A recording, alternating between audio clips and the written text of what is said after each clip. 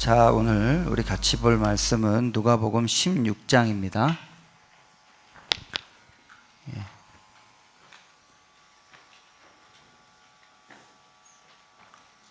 요거 앞에 모니터 좀 소리 나는 거 좀 잡아주세요. 자, 오늘 우리가 같이 나눌 말씀은 제목은 홀리 가십 2고요. 부제로는 세상 속의 그리스도인으로 사는 법이라는 제목으로 같이 좀 말씀을 나누기를 원합니다. 자, 저랑 같이 한 절씩 교독을 하겠습니다. 먼저 제가 읽겠습니다. 또한 제자들에게 이르시되 어떤 부자에게 청지기가 있는데 그가 주인의 소유를 허비한다는 말이 그 주인에게 들린지라.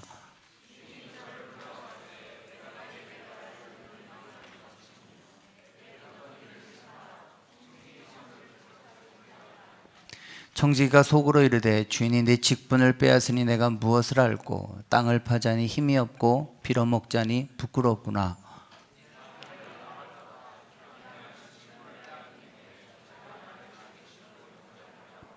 주인에게 빚진 자를 낱낱이 불러다가 먼저 온 자에게 이르되 내가 내 주인에게 얼마를 졌느냐.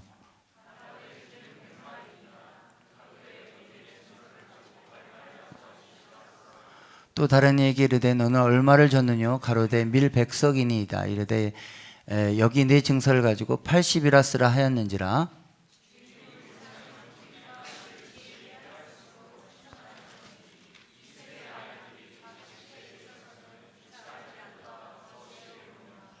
내가 너희에게 말하노니 불의의 제물로 친구를 사기라. 그리하면 없어질 때에 저희가 영원한 처소로 너희를 영접하리라.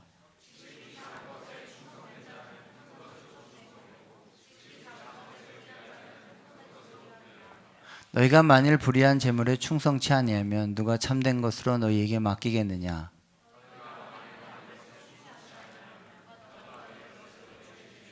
같이 읽겠습니다. 시작. 지파인이 두 주인을 섬길 수 없나니 혹 이를 미워하고 저를 사랑하거나 혹 이를 중히 여기고 저를 경히 여길 것임이니라. 너희가 하나님과 재물을 겸하여 섬길 수 없느니라. 아멘. 자, 먼저 좀 제가 사과를 드리겠습니다. 오늘 우리가 나누려는 이 본문은 사실 어제 토요일날 새벽 기도의 본문이었고 일부 되신 분들은 아마 어제 이야기를 좀 들으셨을 겁니다. 즉 이미 좀 들으신 분이 있다는 소리입니다. 그럼에도 불구하고 제가 이 본문으로 오늘 말씀을 나누려고 하는 이유는 목사님이 오늘 준비할 시간이 없었나 보다, 아니면 하기가 싫었나 보다, 이런 게 아니라 어제 본문이 저희 캔버라 우리 교회에 꼭 지금 시작하면서 흐름상 필요한 말씀이기 때문에 신뢰를 무릅쓰고라도 한 번 더 전체에게 나누어야 되겠다 하는 생각이 있었기 때문입니다. 사실 목회자로서 늘 그 새로운 것에 대한 유혹이 있습니다. 왜냐하면 늘 성도가 새로운 것을 원하기 때문이죠. 하지만 어제 혹시 새벽 기도에 오셔서 들으셨던 분들, 에이, 그럼 다음 주부터 또 안 가, 이렇게 하지 마시고, 우연히 겹치는 것 뿐이고, 또 어제랑 달라요. 왜냐하면 김치가 하루 묵혀놓으면 또 맛이 다르잖아요. 제 설교를 그렇게 생각해 주세요.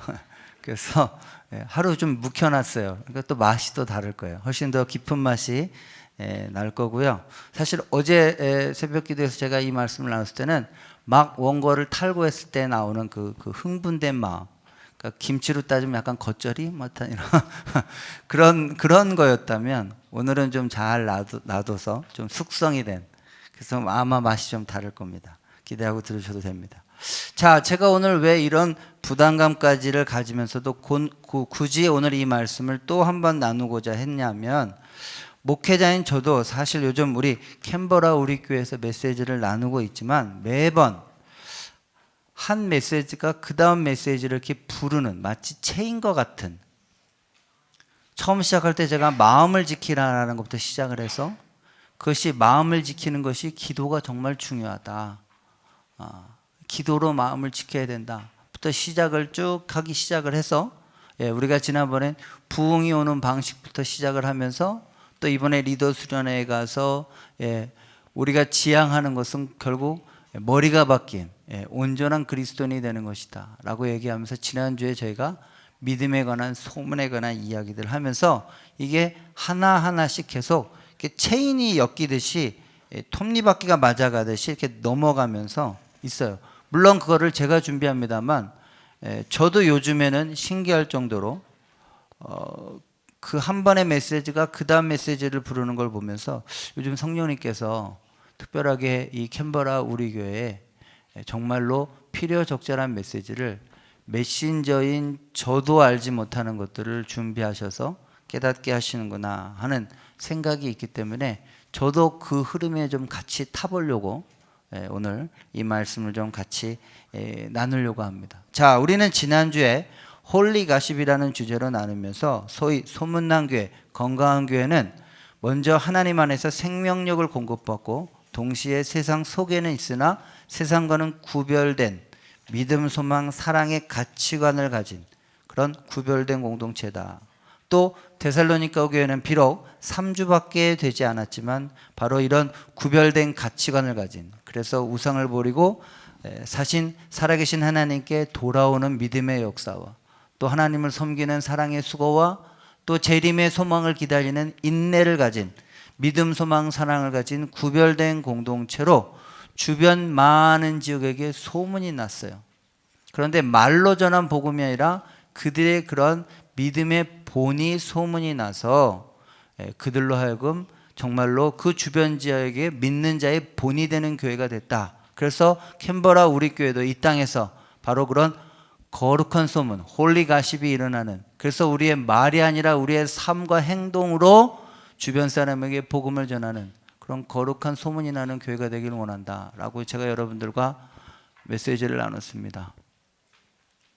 항상 목회자는 좋은 게 지난주 얘기해도 또 새롭잖아요. 그랬나? 지난주에 목사님이 이렇게 얘기를 하시는 것 같아요. 자, 한번 보겠습니다.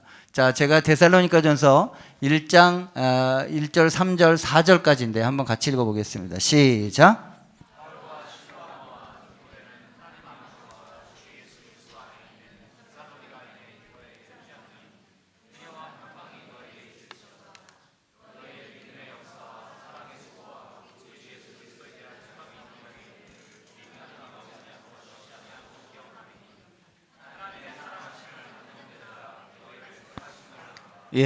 사도 바울이 이렇게 얘기하면서 사도 바울이 데살로니가 교회에 문안을 하면서 자기도 모르게 건강한 교회는 무엇이냐라고 얘기하면서 앞에 나와 있는 것처럼 첫 번째 4절에 하나님의 택하심을 받은 자, 하나님의 당신은 사랑받는 자다.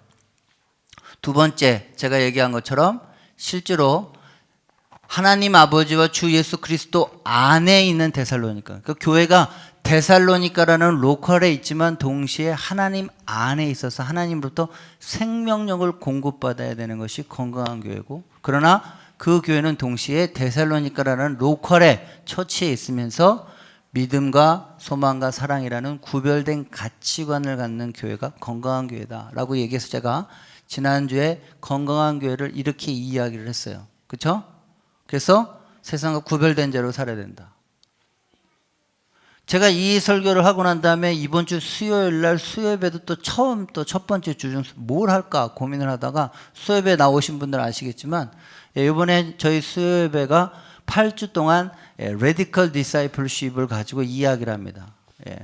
급진적인 제자가 가지는 8가지 핵심 가치에 관해서 이야기를 하는 시간들을 나누면서 첫 번째 제가 지난주에 불순응이다 그에 관해서 이야기를 했죠. 그래서 이 불순응을 갖다가 존 스토트가 했던 말로 치면 이렇게 된다라고 이야기를 합니다. 한번 다 같이 읽어보겠습니다. 시작.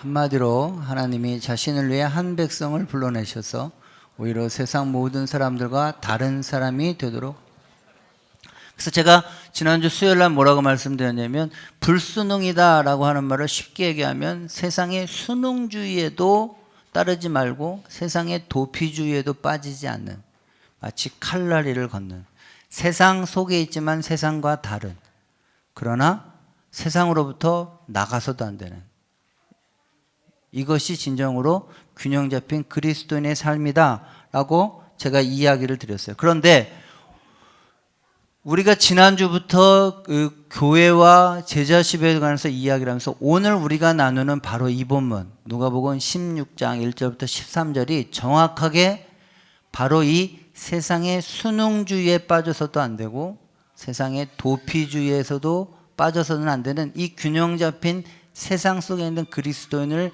정확히 나타내주는 본문이기 때문에 오늘 우리가 이 본문을 좀 같이 나누려고 하는 겁니다. 자, 그렇다면 과연 세상 속에 있지만 세상과는 구별된 진정으로 세상 속에서 살아가는 능력 있는 그리스도인이 된다는 건 무엇을 의미할까요? 지난 한 주간 어떻게 사셨습니까? 때로는 우리도 적당히 세상과 타협하고 살아가는 세상의 순응주의로 살아갔거나 아니면 되게 홀리한 척하지만 실제로 세상 속에서 벗어나서 은둔형으로 살아가는, 양쪽에 어느 한쪽에 극단형으로 우리가 살아갔는지 모릅니다.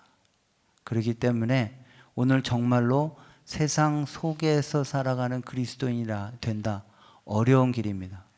그런데 오늘 본문이 그것을 정확하게 이야기해 주고 있기 때문에 오늘 우리가 같이 이 말씀을 나누면서 저와 여러분들이 이번 한 주간은 세상 속에 있지만 세상과 구별된, 이거를 제가 이따가 이제 결론으로 얘기할 텐데 미리 얘기할게요. 물에 빠져서도 안 되고 물 밖에 나와서도 안 돼요. 유유하게 헤엄치며 살아가는 거, 이게 세상 속에서 사는 멋있는 그리스도인이에요. 이번 한 주간 그렇게 살아가시기를 주의 이름으로 축원합니다. 예, 우리 옆에 사람 한번 쳐다보셔야죠. 쳐다보고 이렇게 얘기하세요. 지난 한 주간 어떠셨습니까? 물에 빠지셨습니까? 물 밖에 나와 계셨습니까? 자, 이번 한 주간은 꼭 세상 속에서 살지만 구별된 기독교적인 가치관을 갖고 살아가는 그런 하나님의 능력 있는 백성들이 다 되시기를 주의 이름으로 축원합니다. 자, 그렇다면 오늘 본문 누가복음 16장으로 넘어가겠습니다. 자, 이제부터는 여러분 성경을 피셔야 돼요. 자, 성경을 피고 한 절씩 한 절씩 보겠습니다. 제가 늘 말씀드리지만 주일 예배 때 성경책 이제 갖고 오셔서 그 성경책에다 낙서하셔야 돼요. 낙서 이렇게 해서 하나씩 보셔야 됩니다. 자, 누가복음 16장 1절부터 13절까지인데 신약 성경 122페이지에 있습니다. 122페이지, 121페이지에 있는데, 자, 여러분이 먼저 여러분 성경이라면 성경을 한번 오늘 크게 나눠 보겠습니다. 먼저 1절 밑에다가 이렇게 줄을 하나 딱 그시고요. 그 다음에 2절부터 4절까지를 한 달락으로 쭉 줄을 그시고, 그 다음에 5절부터 7절까지를 하나 딱 줄을 그시고, 그 다음에 8절 한 절만 별표를 치세요. 그 다음에 9절부터 13절을 한 단락으로 나누세요. 그러면 오늘 본문이 크게 이렇게 5조각으로 나눠져 있는 것을 알 수 있습니다. 자, 먼저 오늘 본문을 전체적으로 해석하는 관점을 잘 보려면 누가복음 16장 1절이 아주 중요합니다. 자, 비교를 해보겠습니다. 제가 한번 여기를 먼저 보겠습니다. 아이고, 이거 잘못, 맞죠? 위에를 제가 잘못 썼어요. 죄송, 밑에 썼죠? 자, 누가복음 15장 1절 2절 개역개정입니다. 한번 읽어보겠습니다. 시작.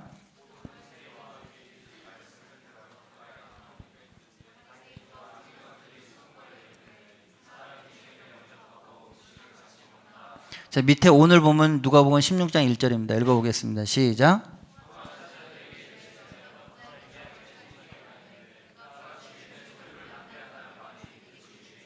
자, 밑에 오늘 본문 뒤쪽이었죠. 누가복음 16장 14, 15절 한번 읽어보겠습니다. 시작.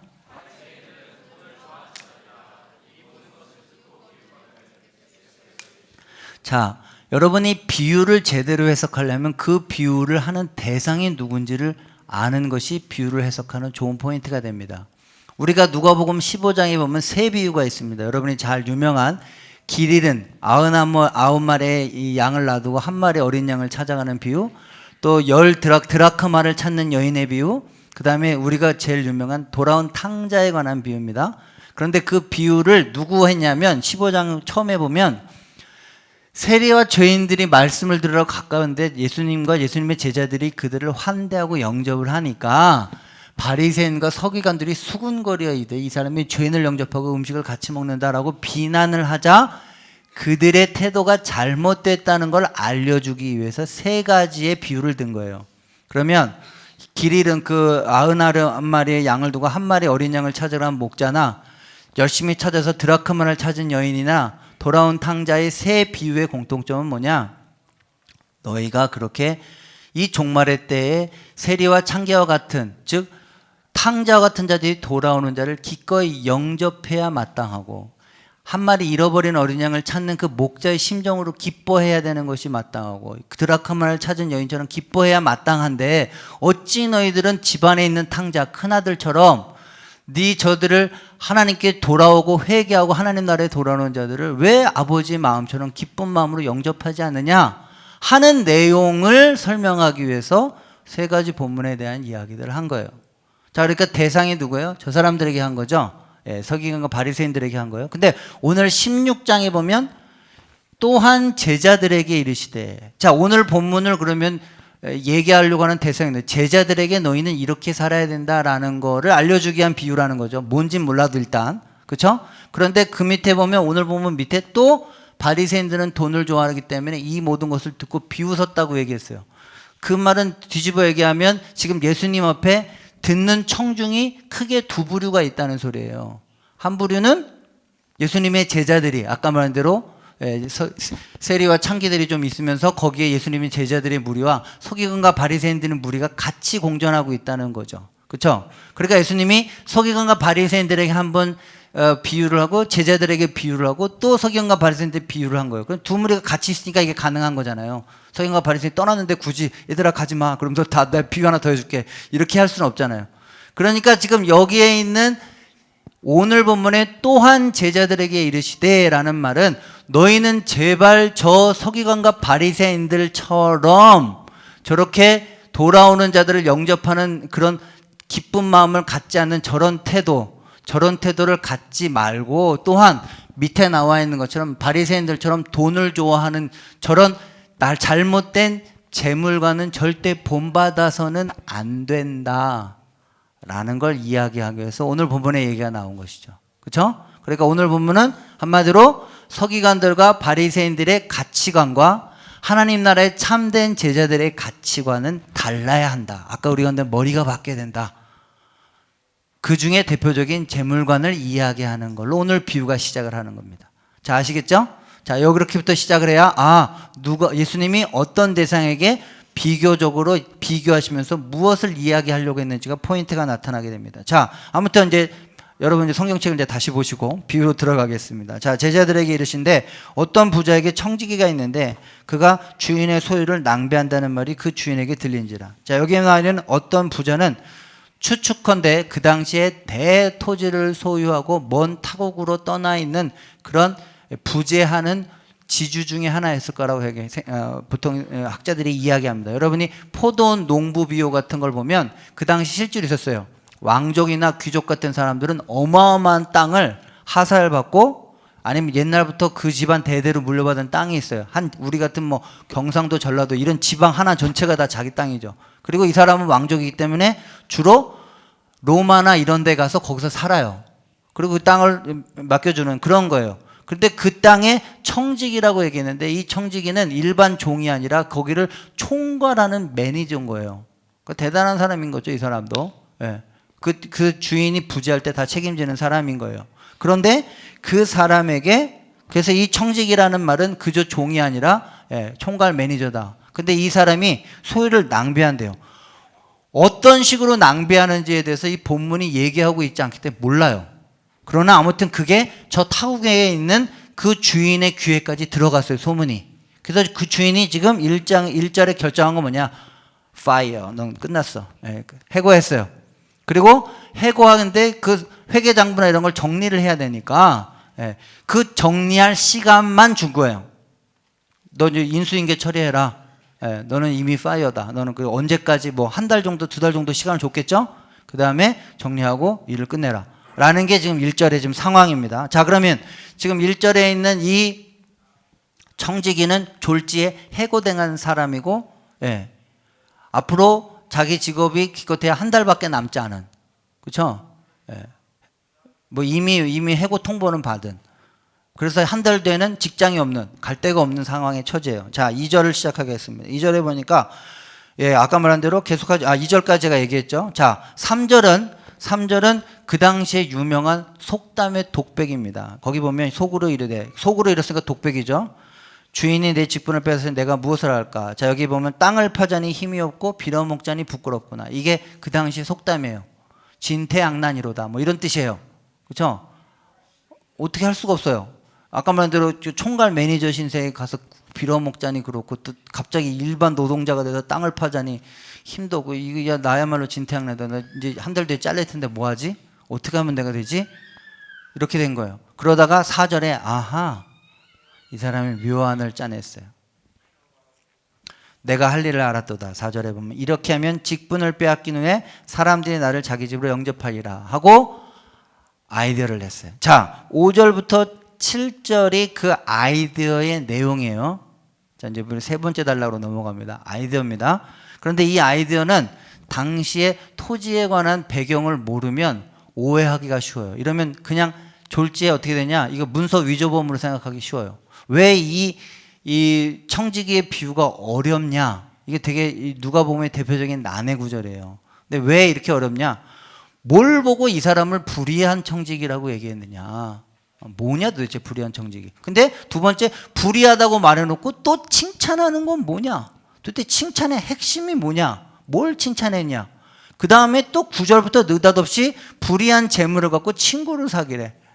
근데 여기 말은 또 불의한 재물은 뭐냐? 그리고 또 그 불의한 재물을 갖고 뭔가 또 친구를 사귀라는 말은 또 뭐냐? 그리고 마지막에 결론은 또 하나님과 재물을 겸해서 이게 다 따로따로 해서 도대체 이걸 갖고 어떻게 해석을 할지 몰라. 근데 이거를 제대로 해석을 하려면 핵심이 요 5절부터 7절을 그 당시 토지제도에 대한 배경을 알고 있어야 됩니다. 자, 아까 말한 대로 이 사람은 대주주인데 부재자예요. 자, 그러면서 똘똘한 청지기를 총괄 매니저로 맡겼어요.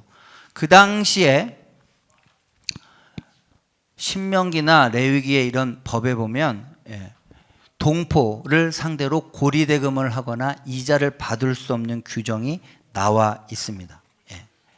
실제로 출애굽기 22장 25절이나 레위기 25장 36절, 신명기 15장 8절, 23장 19절 등은 동포에게 이자를 받을 수 없는 규정이 있고요. 거기에다가 그 이자가 고리대금업이면 거의 뭐 매장당하는 정도의 비난을 받는. 그러나 사람이 사는데 그런 일이 있지 않을 수가 없죠. 그래서 그 당시에도 편법이 난무했는데 어떻게 했느냐? 아까 말한 대로 이 사람들은 귀족이나 왕족 출신이기 때문에 그런 걸로 도마에 오르거나 루머가 퍼지면 안 돼요. 그러니까 어떻게 돼요? 다 소장로, 아까 말한 대로 그 종에게 맡기고 자기는 되게 깨끗한 척, 거의 정치인이랑 똑같아. 저는 그런 거 절대 안 받았어요. 뭐 이러면서 하여튼 가요. 거기에 가는데 이 사람이 밑에서 비서실장처럼 책임을 지면서 어떻게 하느냐? 고리대금업을 하죠. 이 땅이 이렇게 넓은데 안 하겠어요. 근데 어떻게 하면 그럼 이거 고리대금업을 피해가느냐? 실제로 예를 들어서 50석을 아까 말한 대로 기름 50을 빌렸어요. 기름 50을 빌리면 그 당시에 이 기름이 이 감람류예요. 오늘 여기서 말하는 기름이 감람류인데 이 감람류는 그저 우리가 말하는 식용유 같은 기름이 아니라 치료용에도 쓰고 약재로 썼단 말이죠. 그러니까 이게 고가예요. 그런데 오늘 여기 여러분이 지금 이 단위가 지금 감이 안 오는데 여기 말하는 100마리다. 그렇죠? 5절에 보면 6절에 보면 기름 100마리라고 했는데 기름 100마리면 어느 정도냐? 와우, 이게 엄청납니다. 감람류 150그루를 얻을 수 있는 기름으로 약 4,000리터에 해당하는 것이고 돈으로는 1,000데나리온, 즉 노동자 3년치에 해당하는 어마어마한 금액인 거죠. 그렇죠? 근데 이게 아까 말한 대로 기름이니까 약재니까 이 고가품이니까 여기에 무려 그 당시 고리대금의 이자가 80%예요. 거기에다가 가격 변동 보험료까지 넣으면 20%. 그래서 그 당시 보험이 100%예요. 즉 더블로 받아요. 그러니까 50마를 빌리면 100마를 갚아야 되는 거예요. 그런데 이 편법을 지나가기 위해서 어떻게 하느냐? 처음 쓸 때부터 100마리라고 쓰는 거예요. 그러면 원금만 갚은 걸로 되죠. 장부상. 맞습니까? 이렇게 해서 매니지먼트를 하고 있었어요. 네. 그리고 그렇게 되는 모든 책임을 누가 지느냐? 바로 이 총괄 매니저라고 하는 이 청지기가 그렇게 책임을 지고 장부를 적는 일을 하고 있는 거죠. 네? 이런 일을 하고 있었어요. 자, 그런데 이 사람이 아까 말한 대로 아이들을 냈다 그랬죠. 그 아이들을 어떻게 내느냐? 이렇게 5절에 보면 주인에게 빚진 자를 일일이 불러다가 내 주인이 얼마를 빚졌냐? 기름 100마리다. 근데 이런데 여기에 내증서를 가지고 빨리 앉아 6절에 보면 50이라고 쓰라 그랬죠. 그럼 이거 뭐예요? 원금만 받겠다는 거죠. 그렇죠? 이건 그 당시에 파격인 거예요. 그 다음에 그 밑에 보면 밀이에요. 밀을 100석을 빚졌는데 이 사람한테는 뭐라고 합니까? 80이라고 쓰래요. 왜냐? 밀은 이 밀 100석이 그 당시 얼마나 가치가 되느냐? 노동자 8년치에 해당하는 약 2,500데나리온으로 100에이커에서 나올 수 있는 수확량입니다. 에이커 잘 모르시는 분, 우리나라 평수로 따지면 12만 5천 평에서 나오는 수확이에요. 근데 이 밀은 아까 말한 대로 감납료보다는 이자율이 쌌어요. 20%밖에 안 돼요. 거기에다 가격 변동 보험 따져서 25%예요. 자, 그러면 100석에 25%는 얼마예요? 80석이죠. 그러니까 얘도 뭐 한 거예요? 원금만 쓰라는 거죠. 자, 그러면 이게 왜 기발한 아이디어냐? 아까 말한 대로 이 사람은 한 달 정도의 유예 기간을 받았고 그 기간에 회계 장부를 정리해야 될 필요가 있어요. 넘겨줘야 돼요. 이 사람의 라스트 미션이에요. 그렇죠? 근데 그 당시에 보통 이렇게 대토지 소유하는 총괄 매니저가 바뀌면 보통 세무조사가 나온답니다. 그러니까 이 사람의 입장에서는 어떻게 되느냐? 50석이나 80석으로 고쳐놓고 주인한테 할 말이 있어요. 왜요? 세무조사 뜰 때 이거 분명히 나중에 걸립니다. 그래서 제가 주인님이 불명예스럽게 이런 일에 그 루머에 들어가지 않도록 우리가 말하는 뭐 비자금 장부 정리 파일을 제가 깨끗하게 치워놨습니다. 이렇게 얘기하는 거예요. 정치인으로 따지면 깨끗이 정리를 해서 다시 원금으로만 뒤탈이 나지 않도록 원금으로 조절하는 게 자기 임무라고 얘기하면 할 말이 없는 거예요. 거기에다가 이 사람은 이렇게 되니까 어떻게 됩니까? 주인은 또 갑자기 명성이 올라갑니다. 그렇죠? 그 당시에 고리대금을 이렇게 했는데 원금만 준다 그러면 소장농들이 다 난리 나겠죠. 우리 주인 대단하다고. 이게 일종의 여론전도 같이 있기 때문에 이게 꼼짝을 못하는 거예요. 그렇죠? 네, 합법적인 데다가 자기가 하고 있는 일을 충실히 한 달 동안 하는 일에다가 주인을 보호해주는 명목과 여론전을 같이 씁니다. 거기에다가 이 사람들 입장에서 어떻게 됩니까? 다 깎아주는 거잖아요. 그렇죠? 그 다음에 여러분 이 깎아주는 사람 입장에서 생각해 보세요. 밀을 100마를 빌릴 수 있는 사람이다. 그럼 이 사람도 대소장농 중에도 상당히 대소장농이에요. 땅을 12만 5천 평을 빌려서 농사를 지을 수 있다. 대단한 사람이죠. 그러면 이 토지 주인은 그보다 더 많은 땅을 갖고 있다는 소리겠죠. 근데 거기에 일부인 12만 5천 평을 빌렸다? 이 사람도 상당히 수준 있는 소장농이에요. 소장농이긴 하지만. 그러니까 얘가 은퇴하면 마치 하청기업에 우리가 내려가는 것처럼 자연스럽게 근로 이동을 해서 우리 쪽에 와서 이렇게 되는 자기 자리도 보존되고 하청업체 사람들에게 빚도 탕감해주고 주인은 세무조사의 명목을 보호해주는 역할도 해주고 여론도 세워주는 일석삼조의 효과를 지금 딱 내고 있었어요. 자, 그러니까 8절이 아까 별표를 치죠. 이 8절이 오늘 본문을 해석하는 가장 큰 핵심 열쇠입니다. 자, 8절이 뭐라고 나왔냐면 이 주인이 옳지 않은 청지기가 이를 지혜롭게 하였다. 이 옳지 않은 청지기라는 이 옳지 않은 청지기는 이 5절부터 7절의 내용이 옳지 않다는 게 아니에요. 그러면 말이 안 맞죠. 여기서 옳지 않다, 불의하다는 말은 앞에 1절의 낭비한 내용에 대해서는 옳지 않은 청지기예요. 그런데 뒤에 5절에서부터 7절의 내용을 보니까 청지기가 이를 지혜롭게 하였다라고 해요. 즉 5절에서 7절까지의 내용은 지혜롭다라고 평가를 한 겁니다. 자, 이 지혜롭다고 평가한 내용이 크게 딱 두 가지입니다. 자, 첫 번째로 이게 두 가지가 핵심인데 과연 이 주인은 어떤 행위를 놓고 이 청지기를 칭찬했냐? 첫 번째로는 뭐냐? 이 청지기가 위기의 순간에 자기 미래를 대비하고 고심하고 아이디어를 짜내는 성실함, 결단성, 이런 거를 먼저 칭찬한 거예요. 평소 다른 때 같으면 어떻게 됩니까? 뭐 한 달 뭐, 그래 뭐, 그럼 한 달 뭐 적당히 때우다 말지. 우리 같으면 어차피 잘릴 걸 뭐. 혹시 여러분 중에 지금 한 달 뒤에 잘리실 분 있어요? 벌써 통보 받으신 분 있으십니까? 그럼 대부분 마음이 어떻게 됩니까? 뭐 한 달 동안 뭐 휴가나 남은 휴가나 다 쓰고 뭐 이렇게 생각하는데, 이 사람이 그 한 달 동안 어떻게 했어요? 자기 미래에 대해서 진지하게 생각하고 필요하면 결단을 하고 대비를 하고 그것에 대해서 성실하게 준비하는, 이 성실성에 대해서 첫 번째로 칭찬을 한 거예요. 얘가 미래를 대비할 줄 아네. 자, 두 번째로 더 큰 포인트, 단지 이거가 아니라 실제로 더 큰 포인트는 뭐냐? 이 청지기가 보통 이렇게 한 달 남으면 어떻게 돼요? 아까 말한 대로 그냥 적당히 놀거나, 야, 이때까지 해먹었는데 제일 크게 해먹자 이러면서, 야, 일로 와, 너 150석이라고 써 막 이러면서 나머지 여기서 나. 그래서 보통 우리 같으면 마지막 나올 때 더 크게 한탕을 하려고 하는, 그래서 돈에 더 매여 있고 막 이러려고 하는데, 오히려 이 청지기는 그 돈이라는 것을 수단으로 활용해서 돈에 매이지 않고 오히려 그 돈을 수단으로 활용을 해서 그걸 가지고 자기의 미래를 개척하고 사람들에게 도움을 주고 자기 또 주인을 보호한다는 명목하에 이 일들을 이렇게 처리한 것을 놓고 보고 주인이 지혜롭다라고 얘기한 거예요. 참 그놈 마지막에 정말로 돈에 매이지도 않고 돈을 활용해서 자기 인생을 개척해? 그것도 되게 합법적인 수단으로. 와우, 대단한데? 지금 이렇게 얘기를 하는 거예요. 자, 이것이 두 가지 칭찬의 포인트입니다. 이 포인트를 아셔야 9절이 드디어 해석이 됩니다. 자, 9절을 봐보겠습니다. 9절을 보니까 어떻게 됩니까? 내가 너희에게 말하노니 불의의 재물로 친구를 사귀라. 자, 여기 말하는 불의의 재물은 부정한 돈이라는 뜻이 아닙니다. 예. 이 공동 번역이나 다른 번역에 보면 이 번역을 뭐라고 쓰냐? 세속의 물질이라는 뜻입니다.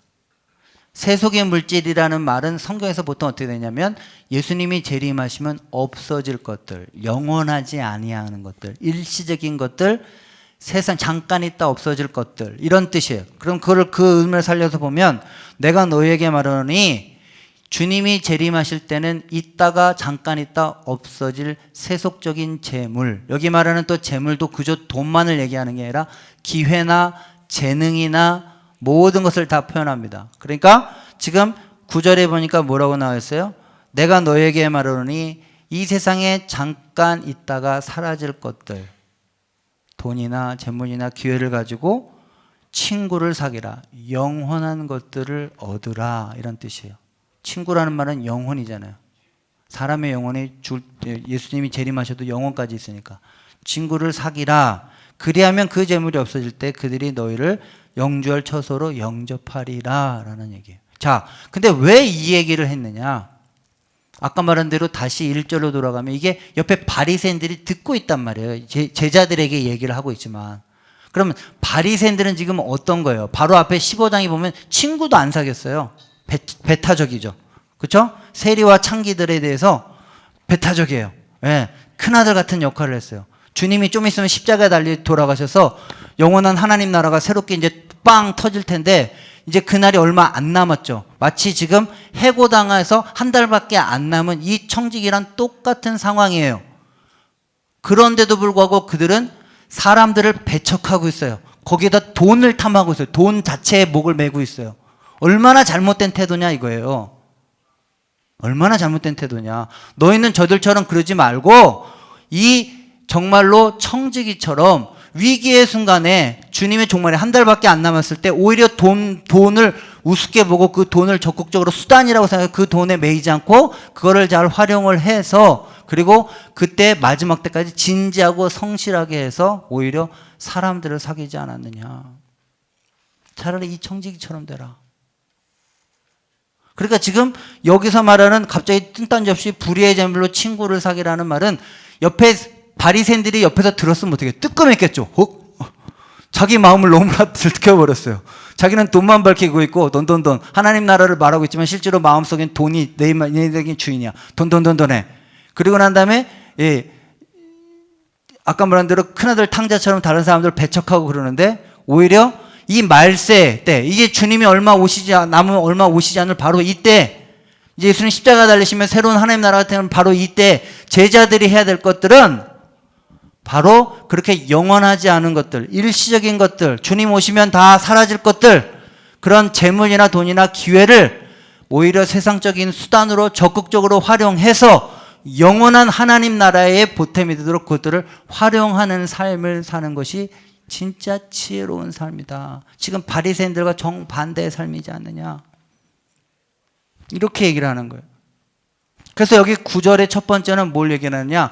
제자들에게 목적에 관해서 이야기를 하는 거예요. 네 인생의 목적이 돈이냐? 그 일시적으로 잠깐 있다 사라질 것들, 주님 재림하시면 없어질 것들, 그런 거에 네 인생을 목매고 살고 있느냐? 그건 잘못된 인생이다. 그런 건 수단이다. 그런 건 활용해서 영원한 친구, 영원한 것들을 얻을 수 있는 수단에 불과하지 그것은 네 삶의 목적으로 삼을 만큼 귀중한 게 아니다. 그런 건 너무나 하찮은 것이다. 그것도 가뜩이나 주님이 얼마 하시면 재림하실 이 날이 될 때 이 한 달밖에 안 되는 청지기도 돈을 우습게 여기고 그것을 오히려 활용해서 자기의 인생을 미래를 개척하거늘 하물며 제자인 너희들이 어떻게 그런 것들이 네 인생의 목적이라고 삼고 살 수가 있겠느냐. 이렇게 얘기하는 거야. 9절에서 가장 크게 강조하는 것은 인생의 목적, 즉 본질과 비본질을 구분하는 지혜를 갖고 있어야 된다. 이 청지기조차도 지금 그런 일을 했다면 당연히 그것이 네 인생의 가장 중요한 첫 번째가 되어야 되지 않겠느냐라고 얘기하는 게 9절에 강조한 내용이에요. 자, 두 번째로 10절부터 12절에 그러면 왜 뚱땅지같이 불의한 재물로 친구를 사귀라 그렇게 놓고 또 10절에 보면 또 전혀 연관이 없어 보이죠. 그렇죠? 갑자기 지극히 작은 것에 충성하는 자는 큰 것에도 충성되고 지극히 작은 것에 불의하는 자는 큰 것에도 불의하니라. 너희가 만일 불의한 재물에도 충성치 않으면 누가 참된 것을 너희에게 맡기겠느냐? 너희가 만일 남의 것에 충성하지 않으면 누가 너희 것을 너희에게 주겠느냐? 이게 10절부터 또 12절이 또 말이 안 맞아요. 앞에 9절과 또 달라요. 그런데 이게 아까 얘기한 칭찬의 두 번째, 이 청지기의 성실함, 준비하고 대비성에 관해서 지금 칭찬한 내용이 바로 이 10절에서 12절. 자, 앞에 두 가지를 칭찬했다 그랬어요. 8절에 핵심적인 건 돈이라는 것을 목적으로 삼지 않고 수단으로 잘 활용해서 정말 더 가치 있는 것들에 투자했던 그런 본질과 비본질을 구분하는 것에 대한 칭찬. 그것이 바로 9절에 관한 내용이고요. 그리고 미래를 대비하고 적극적으로 성실하게 임한 태도에 관한 칭찬이 지금 10절부터 12절이에요. 자, 10절부터 12절을 해석하는 가장 큰 열쇠는 성경에서 나오는 하물며 논법을 아시면 됩니다. 자, 여러분이 잘 아시는 하물며부터 대표적인 거 아시죠? 무엇을 먹을까, 무엇을 입을까 걱정하지 말라. 드레핀 백합할, 드레핀 게 맞죠? 하늘에 나는 공중에 나는 새를 보라. 드레핀 백합화를 보라. 저는 심지도 않고 거두지도 아니하는데 하는 천부께서 저들을 다 먹이고 입히시느니라. 하물며 너희일까 보나 믿음이 없는 자들아. 자, 하물며가 나오죠. 그럼 이 하물며 논법은 그 당시에 수사학의 대표적인 건데 뭐냐?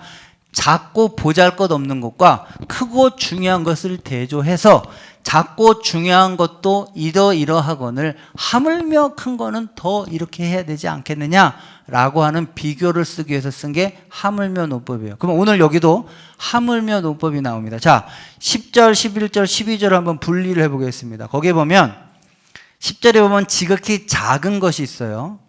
그렇죠? 그 다음에 11절에 보면 불의한 재물이 있어요. 맞아요? 밑에 12절에 보면 남의 것이 있어요. 자, 이게 3번 반복한 거예요.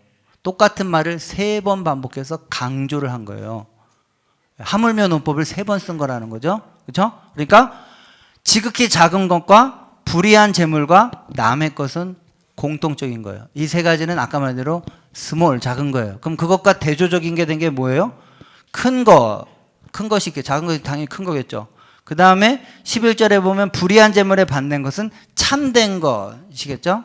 자, 그 다음에 12절에 나와 있는 남의 것에 충성, 그럼 밑에 반대는 뭐예요? 너희 것이죠. 맞아요? 자, 그럼 이 두 가지가 대조가 되어 있습니다. 그러면 거기 보면 나와 있는 게 이 세 가지에 또 하나가 강조된 게 있어요. 자, 보세요. 10절에 작은 것에 충성된 자라고 나와 있어요. 11절에 또 불의한 재물에도 충성된다. 12절에 보면 또 남의 것에도 충성돼요. 자, 그러니까 뭐냐? 지금 이 세 가지가 같은 걸 세 번이나 반복하고 있는데, 작은 거 무리 세 가지. 작은 거 불의한 재물 남의 거. 그 다음에 이쪽에 보면 큰 거 참된 거 너희 거. 그런데 그 세 가지를 관통하는 게 뭐예요? 충성이라는 단어예요. 충성이라는 단어가 세 번이나 반복됐어요. 제가 여러분 큐티할 때 반복이 중요하다고 얘기했죠. 이 충성이라는 단어의 원래 뜻은 성실이라는 거예요. 그럼 이 말을 뒤집어 얘기하면 뭐예요? 지극히 작은 거 불의한 재물 남의 거에도 성실하지 못한데, 하물며 진짜 참되고 크고 너희의 것에 어떻게 너희들이 성실할 수 있겠냐, 이거예요. 그러면 이거를 앞에 비유로 넘어가면, 그 불의한 청지기 봐라. 한 달밖에 안 남아서 그냥 직장 잘리는데, 그 직장 잘리는 거, 뭐 그 사람한테는 대단한 거라고 할 수 있겠지만, 예? 그거 별거 아닌 건데 그 직장 잘리는 거를 미래를 대비하기 위해서 그 한 달 동안 치열하게 고민을 하고 아이들을 짜고 미래를 대비하는 지극히 작은 거잖아요. 그렇죠? 그것도 돈 활용, 이거 지극히 작은 거예요.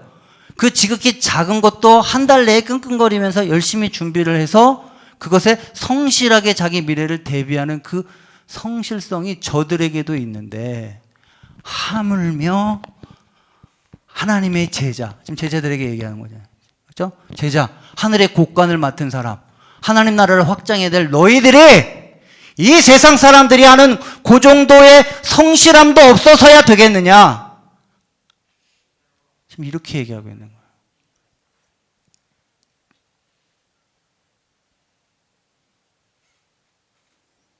그래서 지금 8절의 두 가지 칭찬이 바로 이 9절과 10절, 12절을 해석하는 귀중한 열쇠가 됩니다. 주인이 뭘 칭찬했다고요? 네, 미래를 대비하고 성실한 거, 여기로 보면 충성된 거. 그리고 두 번째로는 아까 말한 대로 불의한 재물로 친구를 사귀는 이 태도. 재물에 매이지 않고 그거를 활용해서 더 중요한 것들, 본질을 얻으려고 하는 이 태도. 그리고 13절의 결론입니다. 그럼 결론 다 같이 큰 목소리로 한번 읽어보겠습니다. 시작. 자, 다시 한번 13절 크게 한번 읽어보겠습니다. 시작. 지파인이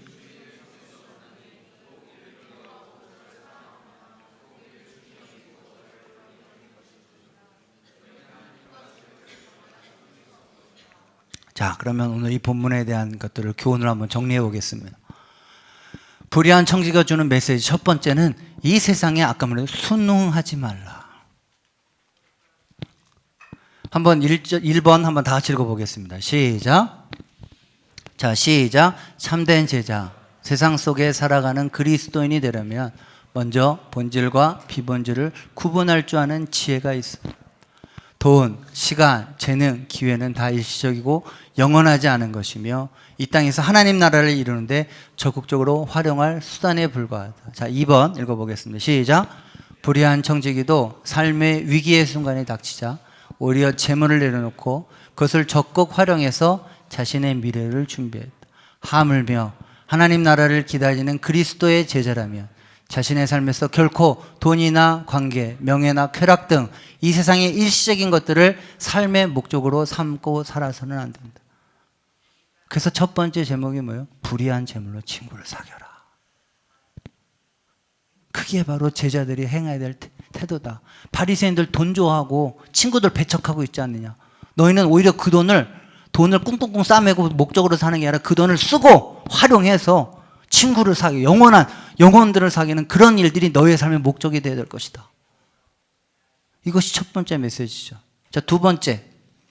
불의한 청지가 들은 두 번째 메시지입니다. 이 세상에서 도피하지 말라. 3번 한번 읽어보겠습니다. 시작. 하지만 이렇게 본질을 목적으로 삼는 삶이라고 해서 자신의 삶에 현재 주어진 것들, 돈, 시간, 재능, 기회 등을 성실하게 관리하는 책임이 면제되는 것이 아니다. 오히려 그것을 오늘 불의한 청지기처럼 그것을 성실하게 관리하고 적극적으로 활용하는 지혜가 필요해요. 자, 일단 4번 얘기해 놓고 제가 잔소리를 4번 읽어보겠습니다. 시작.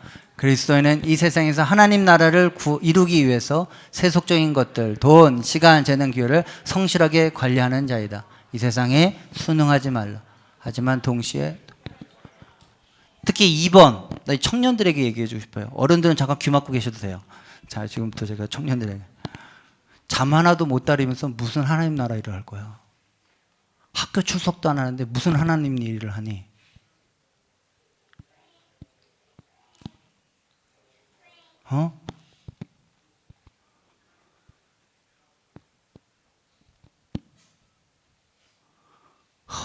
나 주님의 기쁨 되기 원하네. 나의 삶이 아무것도 안 해. 해야지. 목적은 그들처럼 살면 안 돼요. 그건 아까 첫 번째에서 다뤄야 돼요. 정말로. 그걸로 살면 그거는 아니죠. 이 세상에는요, 이 두 가지가 반대인 사람이 많아요. 첫 번째, 되게 악착같이 살아. 근데 목적이 아까 말했던 돈. 내 이름, 내 명예, 내가 먹고 살 거, 내 노후, 이러고 살아. 걔는 일단 기독교인으로 방향성이 잘못됐어요. 제가 나중에 얘기하지만 얘가 더 문제예요. 두 번째보다. 얘는 고치기 힘들어요, 진짜. 얘야말로 세속적인 거예요. 머리가 바뀌어야 돼요. 두 번째, 얘는 착해. 주님이라면, 정말 주님이라면 땅끝까지 오지까지 가서 주님의 뜻을. 근데 얘는 아무것도 준비가 안 돼 있어. 오죽하면 여러분 내륙 선교했던 허드스 테일러가 뭐라고 했던 유명한 말 아시죠? 중국을 향해 불타게 기도하는 사람보다 나는 한자 600개 외우는 선교사를 원한다.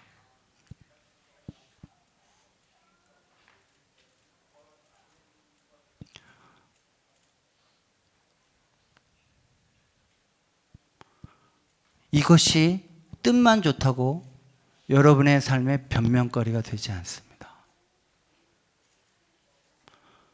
캔버라 우리 교회 다니는 성도 여러분, 저는 첫 번째로 여러분들이 정말로 세상에 순응주의에 빠지지 않으시기를 주의 이름으로 축원합니다. 그런 것을 삶의 목적으로 삼기엔 너무 시시한 인생이에요. 그거 뭐 할 거예요? 무덤에 가져갈 거예요?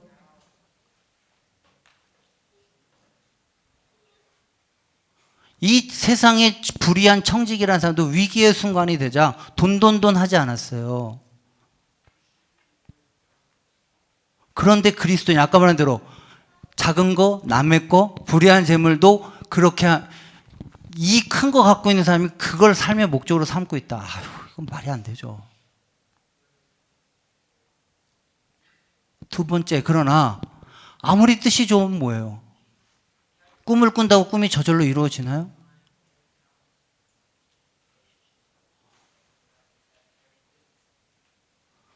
그래서 여러분, 정말 멋있는 기독교는 이런 거예요. 정말 악착같이 열심히 잘 살아요. 그런데 때로는 그 시간을 딱 내려놓고 선교를 가거나 뭘 하거나 주일 예배를 딱 지키거나 헌신하거나 봉사해요. 너 평소에 주일날 되게 열심히 사는데 너 왜 그렇게 일요일날을 다 낭비하고 막 이러고, 남들이 보기엔 그러죠. 근데 그 사람은 어떻게, 나 이거 하려고 열심히 산 건데? 이런 얘기를 해야죠. 돈을 열심히 잘 모아요. 어디 지름심이 임하셔갖고 성령님이 임하시면 능력이 나타나. 이게 아니라 지름심이 임하시면 능력이 나타나. 예. 양팔이 늘어질 정도로 끌고 다니는, 예. 그런 게 아니라 정말 열심히 돈을 모아요.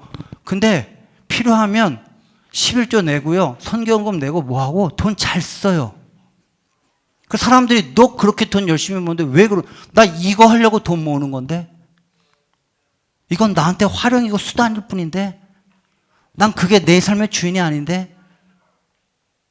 그걸 얘기하셔야죠.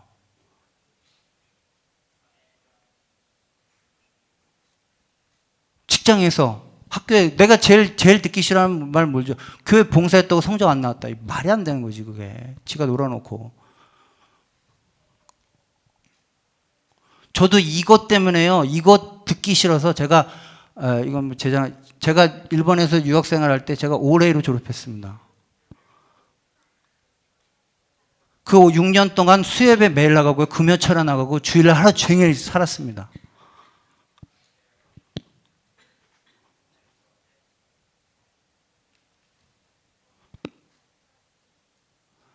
사랑하시는 여러분,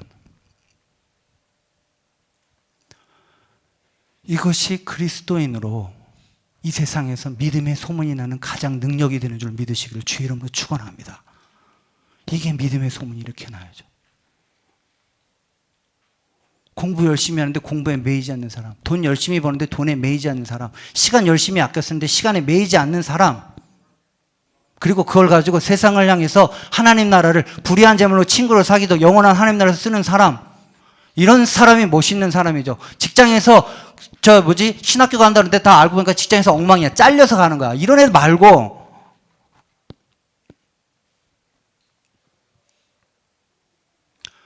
믿음의 소문이 나는 교회 되길 원해요. 캔버라 우리 교회 성도님들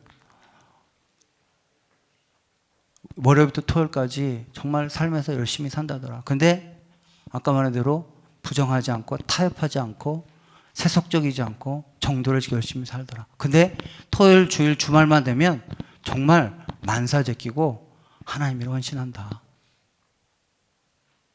왜 열심히 사냐고 물어봤더니만 그건 수단이고 내 본질은 이거기 때문에 라는 얘기를 할 수 있어야 사람들이 와, 기독교는 다르구나. 삶의 목적이 다르구나. 근데 우리보다 더 열심히 사는구나.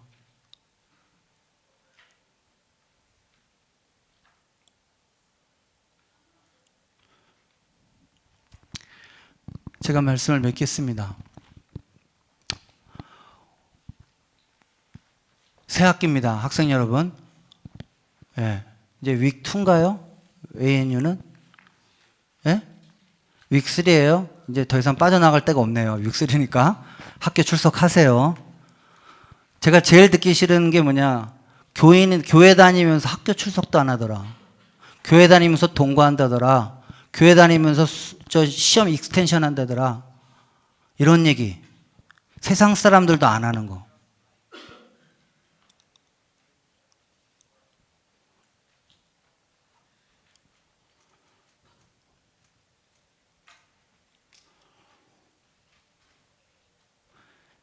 세상을 놀래켜 줍시다. 아멘이십니까? 그리스도인으로 사는 거 쉽지 않아요. 좁은 길이에요. 제가 한 가지 더 간증하면 일본은 일요일 날 다 무슨 행사가 있어요. 원래 나라 전체가 믿지 않는 나라이기 때문에 일요일 날 운동해야 하고요. 일요일 날 다 해요. 제가 6년 동안 일요일 날 학교 나가본 적이 없어요. 교수님 빼줬어요. 쟤는 환자이기 때문에 교회 가야 된다고. 근데 제가 그거 가려고 월요일부터 토요일까지 진짜 도서관에서 완전히 교수님 거기서 있었어요. 그 인정 받아서 그나마 빼준 거예요.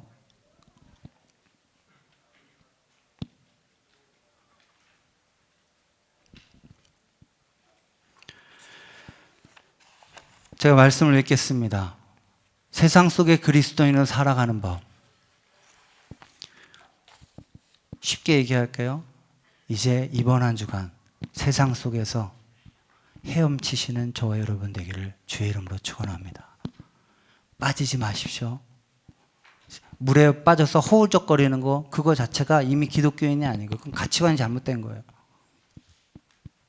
그렇다고 물 밖에 나가서 도도한 척하고 세상과 등진 척하면서 홀리하다고 그건 홀리한 게 아니에요. 진정한 홀리한 영성은 세상 속에서 헤엄치는 것이 홀리합니다. 여러분 믿으십니까?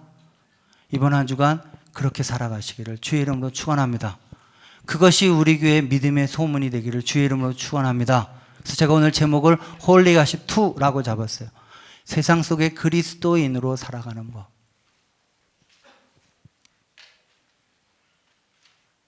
우리 옆에 분 쳐다보면서 우리 마지막으로 서로 한번 인사하겠습니다. 이번 한 주간 힘드시겠지만 꿋꿋하게 세상에 지지 마시고 세상 속에서 하나님의 능력으로 유유히 헤엄치시기를 주의 이름으로 축원합니다. 아멘이십니까?